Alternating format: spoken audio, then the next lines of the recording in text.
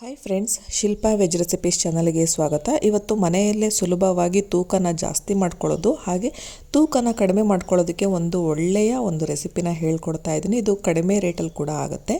ನಾನಿಲ್ಲಿ ಜಿಯೋ ಮಾರ್ಟಿಂದ ಸತ್ತು ಪೌಡರ್ ಅಂತ ಹೇಳಿ ಸಿಗುತ್ತೆ, ಅದನ್ನು ಬುಕ್ ಮಾಡ್ಕೊಂಡಿದ್ದೆ. ಇದು ಬೇರೆ ಏನೂ ಅಲ್ಲ, ಕಡಲೆಕಾಳು ಇರುತ್ತಲ್ಲ ಅದನ್ನು ಹುರಿದುಬಿಟ್ಟು ಪುಡಿ ಮಾಡಿರ್ತಾರೆ. ಇದನ್ನು ಮನೇಲಿ ಕೂಡ ನಾವು ಮಾಡ್ಕೊಳ್ಬೋದು. ಕಡಲೆಕಾಳನ್ನ ಹುರಿದು ಸಿಪ್ಪೆ ಸಮೇತ ನಾವು ಪುಡಿ ಮಾಡ್ಕೊಳ್ಬೇಕಾಗತ್ತೆ. ಮಿಕ್ಸಿಗೆ ಹಾಕಿ ರೆಡಿ ಮಾಡಿ ಇಟ್ಕೊಂಡ್ರೆ, ನಾವು ಏರ್ ಟೈಟ್ ಬಾಕ್ಸಲ್ಲಿ ಹಾಕಿ ಇಟ್ಕೊಂಡ್ರೆ ಸುಮಾರು 1 ತಿಂಗಳುಗಳ ಕಾಲ ಬಳಸ್ಕೊಳ್ಬೋದು. ಈಗ ನಾನು ಆನ್ಲೈನಲ್ಲಿ ಬುಕ್ ಮಾಡ್ಕೊಂಡಿದ್ದೆ. ಇದು ಅರ್ಧ ಕೆಜಿಗೆ 90 ರೂಪಾಯಿ ರೇಟ್ ಆಯಿತು. ಇದನ್ನು ಈಗ ನಾನು ಒಂದು ಗ್ಲಾಸ್ ಜಾರಿಗೆ ಹಾಕಿ ಇಟ್ಕೊಳ್ತಾ ಇದ್ದೀನಿ. ನೆಕ್ಸ್ಟ್ ಮಿಕ್ಸಿ ಜಾರಿಗೆ ನಾನು ಇದನ್ನು 1.5 ಸ್ಪೂನ್ನಷ್ಟು ತಗೊಳ್ತಾ ಇದ್ದೀನಿ. ಫಸ್ಟ್ ನಾನು ವೇಟ್ ಗೇನ್ ಅಂದರೆ ತೂಕ ಜಾಸ್ತಿ ಮಾಡ್ಕೊಳ್ಳೋದಕ್ಕೆ, ಮಸಲ್ನ ಬಿಲ್ಡ್ ಮಾಡೋದಕ್ಕೆ ಹೇಗೆ ಮಾಡೋದು ಅಂತ ಹೇಳಿ ತೋರಿಸ್ತಾ ಇದ್ದೀನಿ. ಈಗ ಇದಕ್ಕೆ ಒಂದು ಬಾಳೆಹಣ್ಣನ್ನು ಕೂಡ ಹಾಕ್ಕೊಳ್ತಾ ಇದ್ದೀನಿ. ಜೊತೆಗೆ ಹಾಲು ಹಾಕ್ಕೊಳ್ತಾ ಇದ್ದೀನಿ 1 ಲೋಟದಷ್ಟು. ಜೊತೆಗೆ 2 ಸ್ಪೂನ್ನಷ್ಟು ನಾನು ಜೋನಿ ಬೆಲ್ಲ ಯೂಸ್ ಮಾಡ್ತಾ ಇದ್ದೀನಿ. ನೀವು ಬೆಲ್ಲದ ಪುಡಿ ಯಾವುದಾದ್ರೂ ಹಾಕ್ಕೊಳ್ಬೋದು. ಜೊತೆಗೆ ಡೇಟ್ಸ್ ಸಿರಪನ್ನು ಕೂಡ ಇದ್ರ ಜೊತೆ ಆ್ಯಡ್ ಮಾಡ್ಕೊಳ್ಬೋದು. ಈಗ ಇದನ್ನು ರನ್ ಮಾಡ್ಕೊಳ್ಬೇಕು.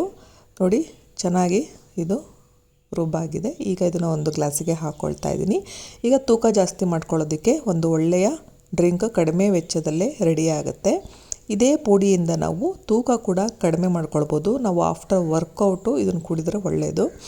ಈಗ ಮಿಕ್ಸಿ ಜಾರಿಗೆ ನಾನು ಸೇಮ್ ಏನು ಸತ್ತು ಪೌಡರ್ ಅಂತ ಹೇಳ್ತೀವಲ್ಲ ಅದನ್ನು 2 ಸ್ಪೂನ್ನಷ್ಟು ಹಾಕ್ಕೊಳ್ತಾ ಇದ್ದೀನಿ. ಜೊತೆಗೆ ಇದಕ್ಕೆ ಸೈಂಧವ ಲವಣ ಸ್ವಲ್ಪ ಹಾಕಿದ್ದೀನಿ. ಜೊತೆಗೆ ಕಾಳು ಮೆಣಸಿನ ಪುಡಿ ಕೂಡ ಹಾಕಿದ್ದೀನಿ.